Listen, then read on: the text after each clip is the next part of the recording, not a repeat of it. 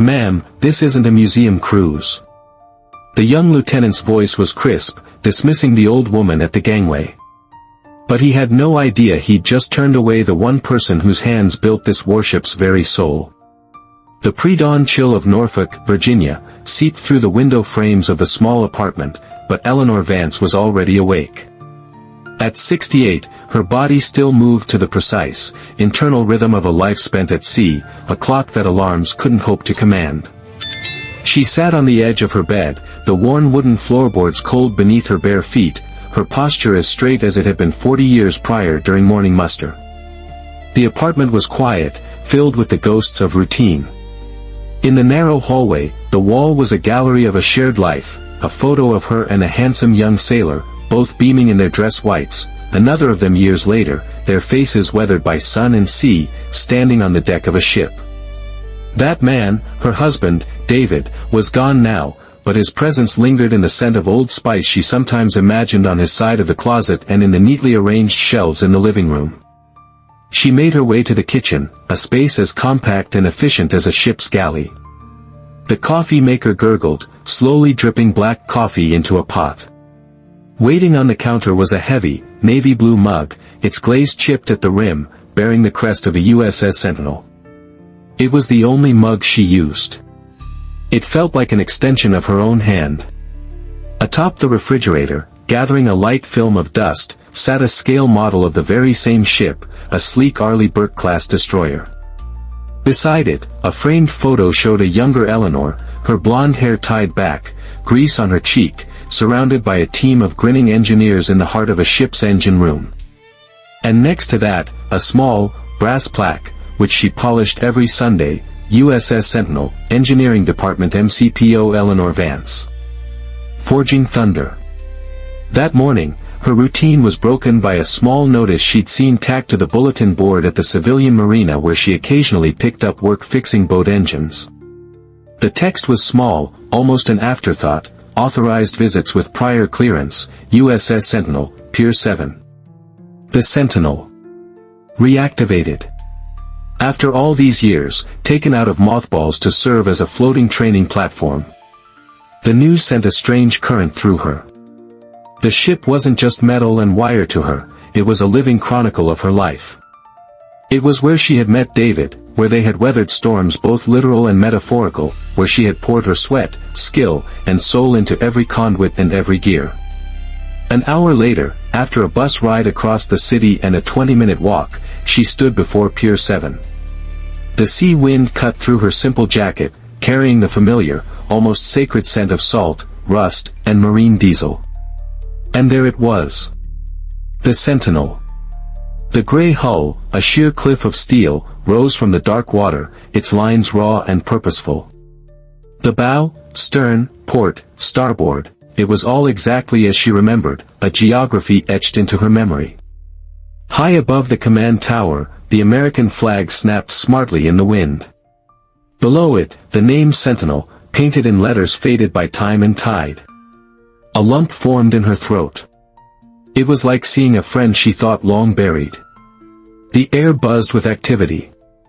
Young sailors, their movements crisp and energetic, organized lines of personnel for boarding. Cadets with eager faces, newly minted officers trying to look stern, and civilian contractors with clipboards.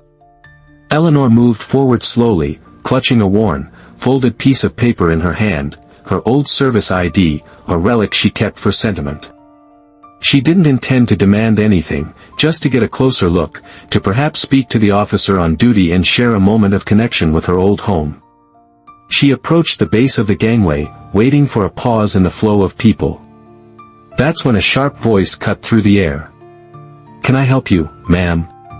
She looked up to see a young lieutenant, his uniform immaculate, his posture rigid. His name tape read, Kalen. He was maybe 28, with the kind of severe, self-important expression common to young men given their first taste of real authority. Eleanor offered a small, polite smile. "I just wanted to." He didn't let her finish. His eyes did a quick, dismissive scan of her civilian clothes, the practical jacket, the worn jeans, the comfortable shoes. His gaze was professional, yet utterly devoid of warmth or curiosity.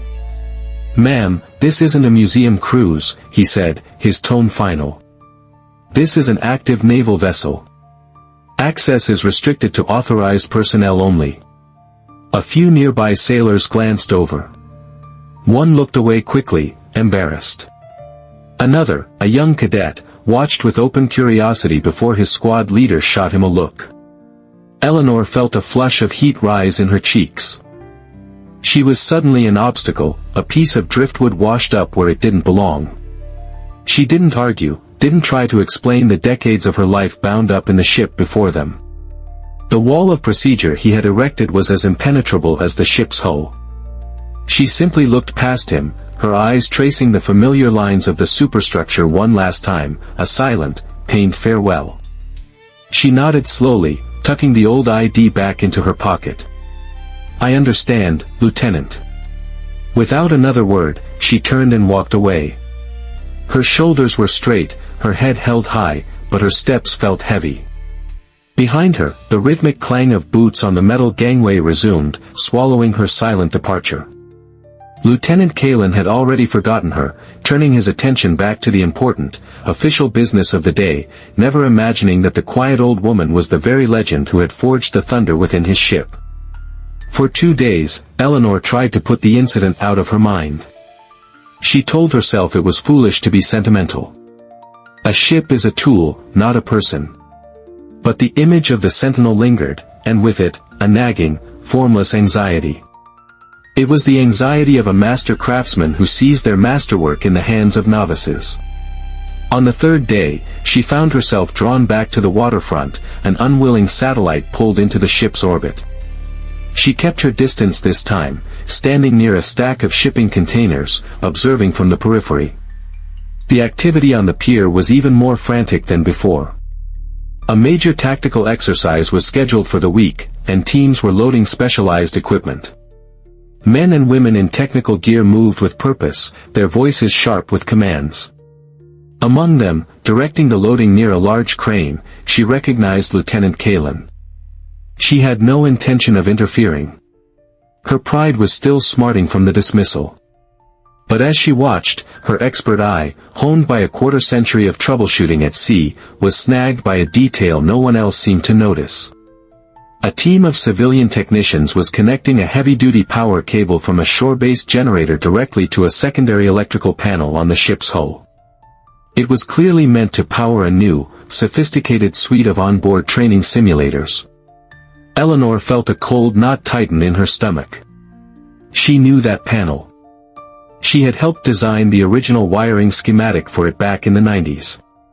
It was a bypass for the old thermal control room, a delicate system never intended to handle the kind of raw, unfiltered power they were about to pump into it. The technicians were gesturing, one of them shrugging with uncertainty as he looked at a tablet. They were following a modern manual for a system grafted onto a vintage foundation.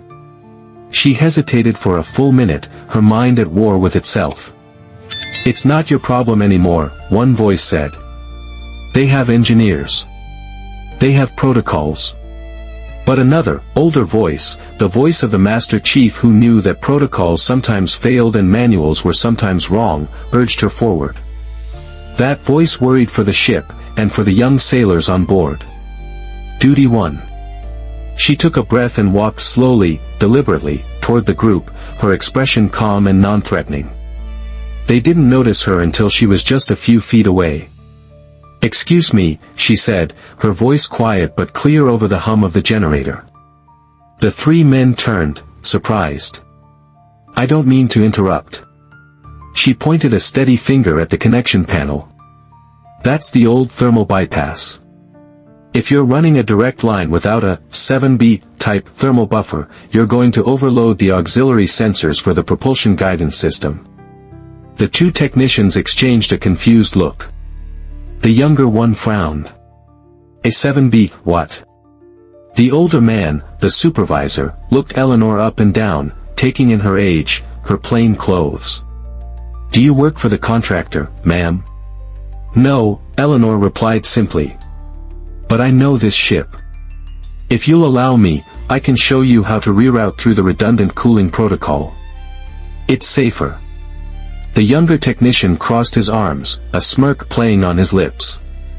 With all due respect, ma'am, I think our certified engineering team on board has it covered. Before Eleanor could formulate a response, a sharp voice cut through the air behind them. Is there a problem here? It was Lieutenant Kalen. His jaw was tight, his eyes cold as he saw it was her again. The technicians immediately straightened up. No problem, sir, the supervisor said quickly. This woman was offering some technical advice. But she's not authorized to be in this area. Kalen's gaze fixed on Eleanor, and his patience, already thin, snapped.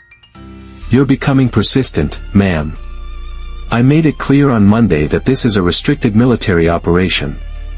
Civilians are not permitted to loiter, and they are certainly not permitted to interfere with official procedures.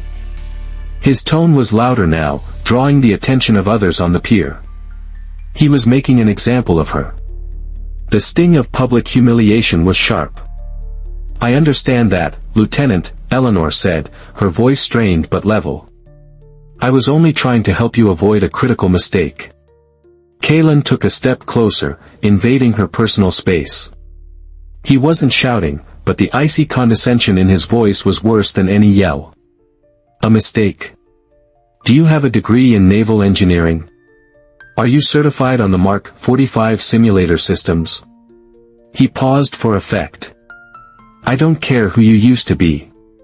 You're a civilian now. I need you to leave this pier immediately. If I see you here again, I will have you escorted away by base security.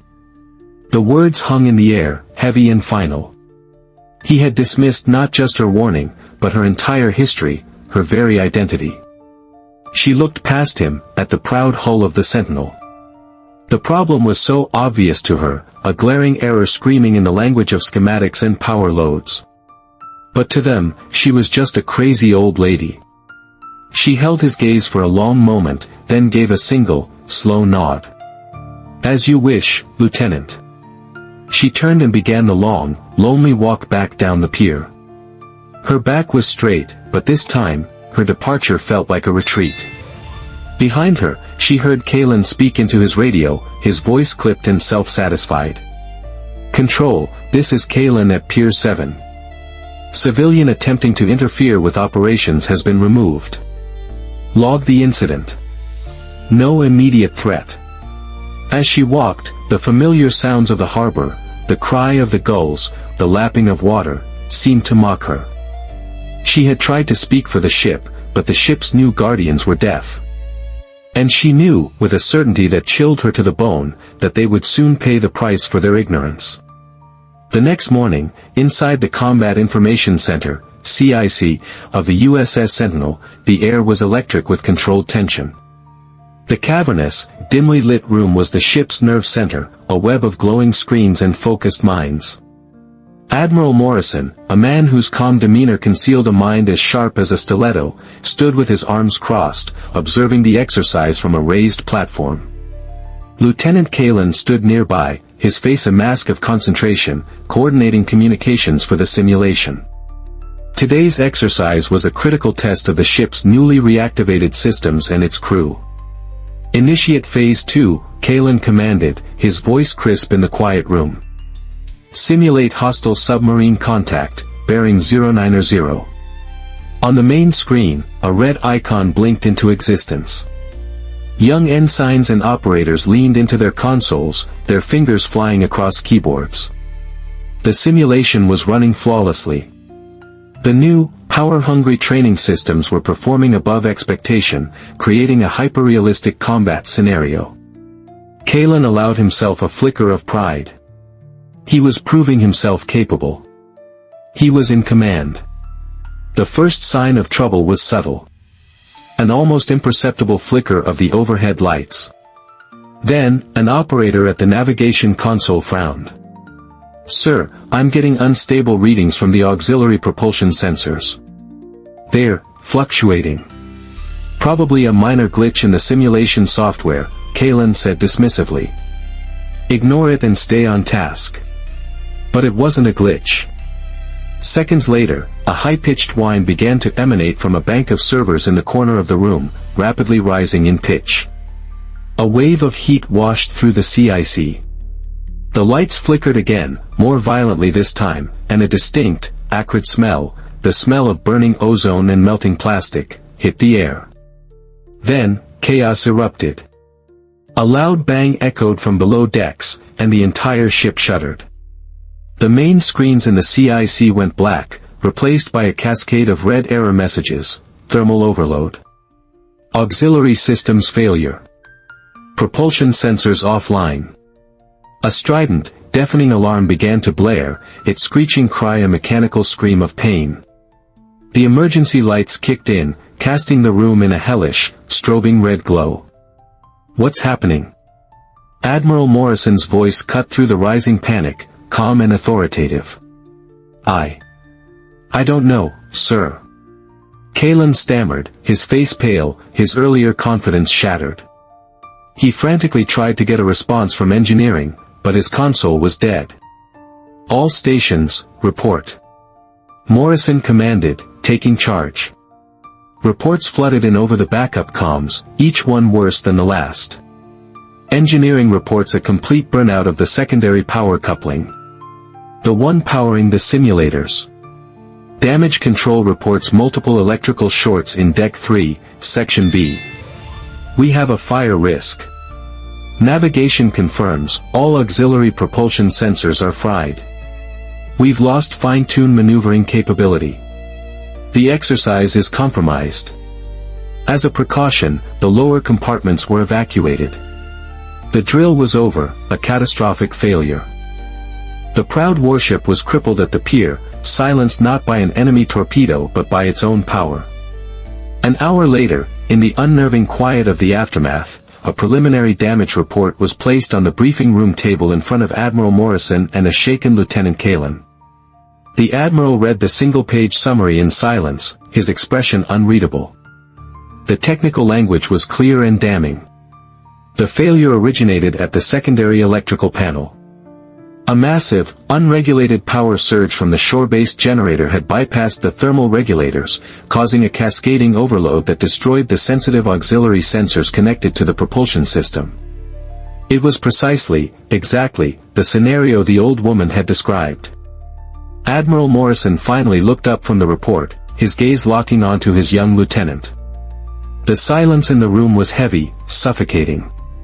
"Lieutenant," the Admiral said, his voice dangerously quiet. "In your report yesterday, you logged an incident involving a civilian.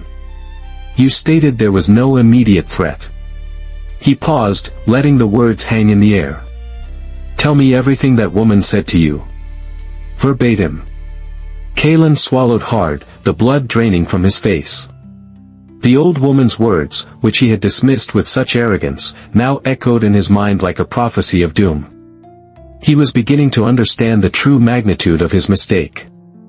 The Admiral's office was a Spartan space, dominated by a large mahogany desk and the weight of 4 decades of naval history. Lieutenant Kalen stood at attention before it, recounting his 2 encounters with Eleanor Vance. He omitted nothing, his voice low and strained with the burden of his confession, the woman's specific warnings about the thermal bypass, the sensors, her offer to help, and his own condescending, by-the-book dismissals. As he spoke, the full, crushing weight of his arrogance settled upon him. He hadn't just ignored a warning, he had silenced wisdom. Admiral Morrison listened without interruption, his fingers steepled before him. He was of a generation that understood ships were more than machines, they had personalities, quirks, histories. A vessel reactivated after years in mothballs was a tapestry of old and new systems, a place where institutional memory was as vital as any technical manual. The kind of specific, predictive knowledge Kalen described didn't come from a casual interest. It came from deep, intimate experience. When Kalen finished, the Admiral didn't erupt in anger. Instead, he turned to his computer terminal, a thoughtful, almost academic curiosity in his eyes. "You said she was an older woman?" "Yes, sir. Late 60s, I'd estimate." And she knew the specific designation of an obsolete buffering system and the exact failure point of a subsystem that most of our current engineers have only read about in archived schematics, Morrison mused aloud. He began typing, his fingers moving with surprising speed. A ship like the Sentinel has ghosts, Lieutenant. Not specters, but living archives. People who knew her before her systems were layered over with a decade of digital upgrades.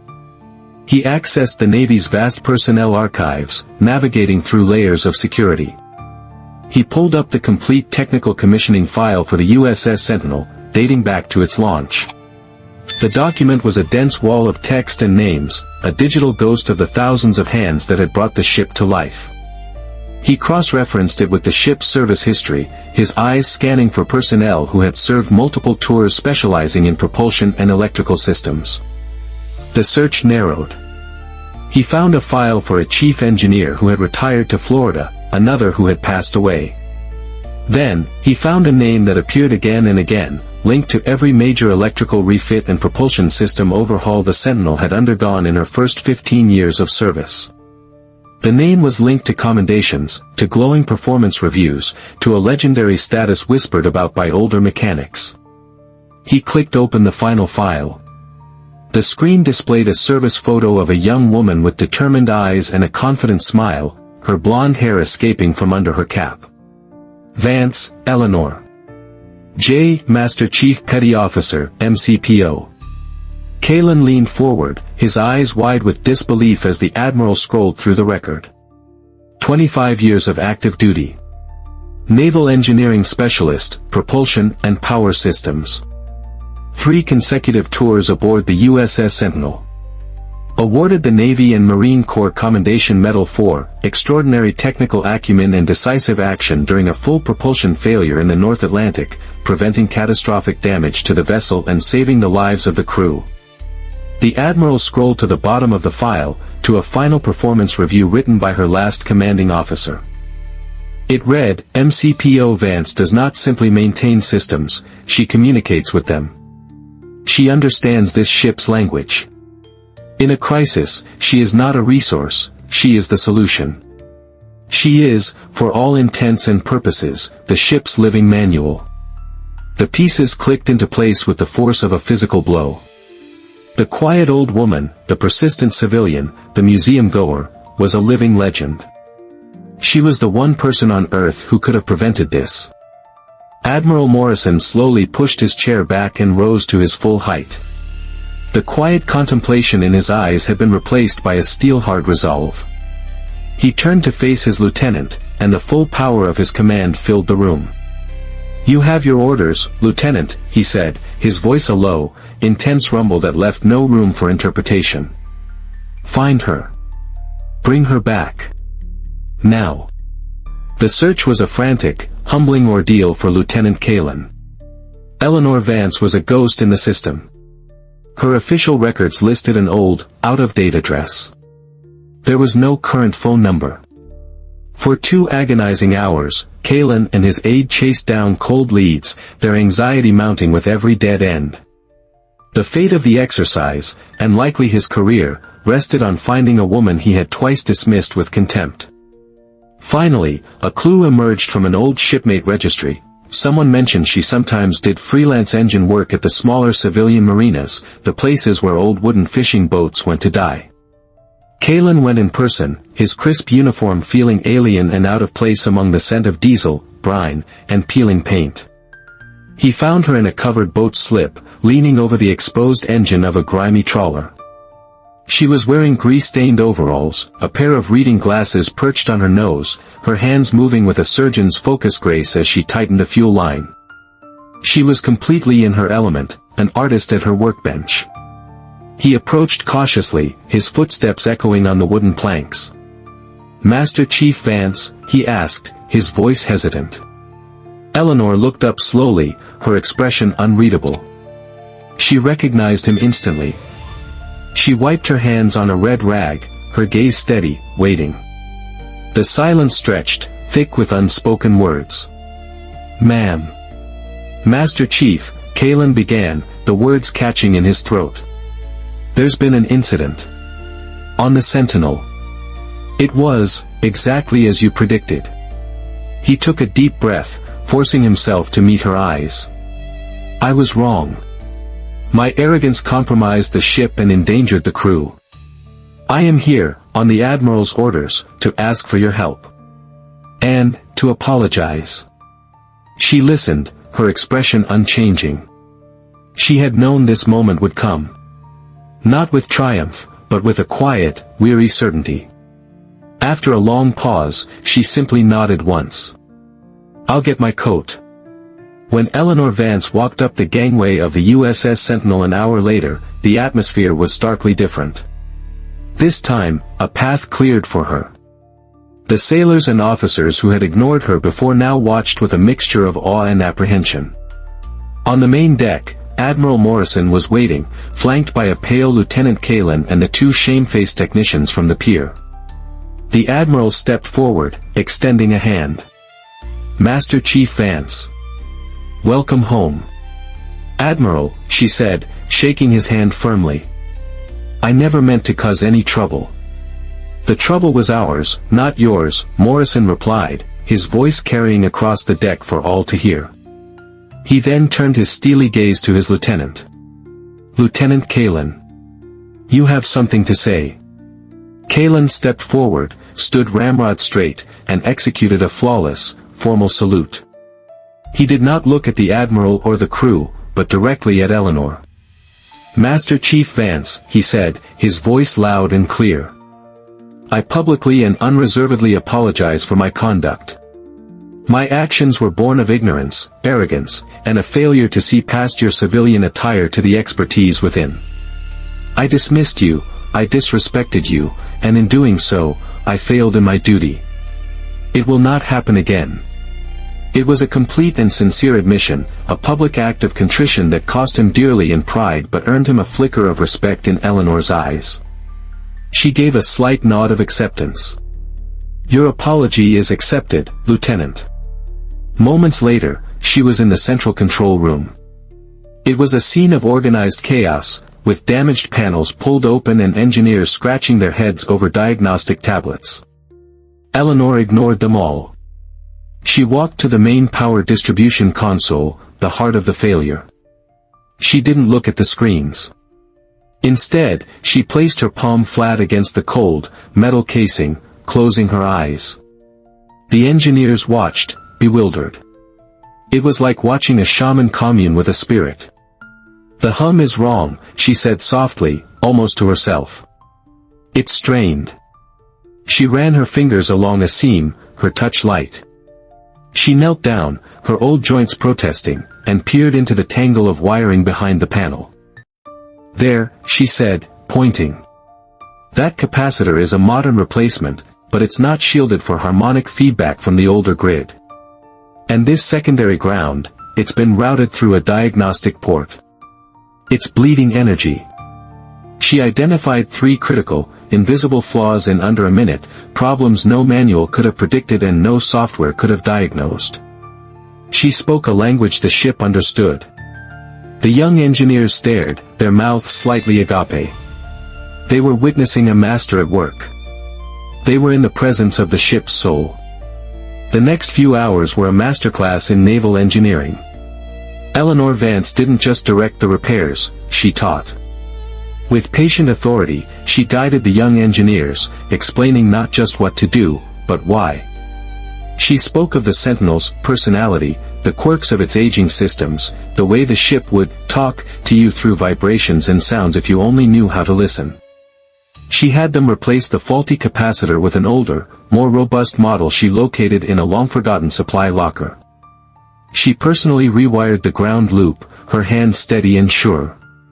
The engineers, who had earlier viewed her with skepticism, now followed her every instruction with the rapt attention of students at the feet of a master. By late afternoon, the work was done. The systems were brought back online, not with a shudder, but with a smooth, clean hum of perfect operation. All diagnostic readings were green. The ship felt healthy again. In the final briefing, Admiral Morrison made it a point to give credit where it was due. Most of us learn our trade from manuals and simulators, he said, his eyes sweeping over the assembled officers, finally resting on Eleanor. Master Chief Vance learned it during sleepless nights in the middle of an unforgiving sea, when what was at stake wasn't a grade, but the lives of every soul inside this steel hull. Let this be a lesson to all of us. Wisdom doesn't always wear a uniform. Later, a formal letter of commendation and the Navy's Distinguished Civilian Service Award were delivered to her small apartment. She read the documents, a faint, sad smile touching her lips, before tucking them away in a drawer with her other memories. The next morning, before the sun had breached the horizon, the USS Sentinel was set to depart on its official open-sea revalidation mission. Eleanor was there, standing alone at the far end of the pier, a solitary figure in the gray dawn. She wore her old, faded navy ball cap. From the deck of the ship, someone spotted her. Lieutenant Kalen came down the gangway, approaching her not with authority, but with a quiet, reserved respect. "You came to see her off," he said. It wasn't a question. "Couldn't miss it," Eleanor replied, her eyes fixed on the ship. They stood in a comfortable silence for a moment, watching the crew cast off the final mooring lines. "We wanted you to join us," Kalen said softly. The Admiral extended an open invitation. "The crew, they'd follow you anywhere." Eleanor finally turned her gaze from the ship to the young lieutenant. She saw the change in him, the new humility and wisdom in his eyes. "I've already done my voyages, Lieutenant," she said, her voice steady. "A long time ago. Now it's your turn. Just, take care of her. She's more than just a pile of steel." "I will, Master Chief," Kalen nodded. "Thank you. For everything you taught us." A few minutes later, the ship's powerful engines roared to life, a deep rumble that vibrated through the pier. With a blast from its horn that echoed across the harbor, the USS Sentinel began to move, gliding slowly away from the dock like a giant waking from a long slumber. Eleanor didn't move. She just watched, her gaze following every foot of the ship's journey. As its stern cleared the pier and began to merge with the deep blue of the open sea, she slowly raised one hand, not to wave, but to remove her cap. She pressed it gently against her chest, over her heart. It was a silent, personal salute, a final, fond farewell from a ship's guardian to her oldest and dearest friend. The ship was sailing forward, and a part of her was sailing with it. Experience, wisdom, and respect don't always come dressed in a uniform. Sometimes, the greatest strength lies in the quiet souls forged by time and trial, those who have been overlooked but have never forgotten their duty. Have you ever encountered a real-life Eleanor Vance, someone whose wisdom was underestimated? Share your story in the comments below, and please, always remember to comment with respect. If this story moved you, please hit the like button, share it with a friend, and subscribe for more.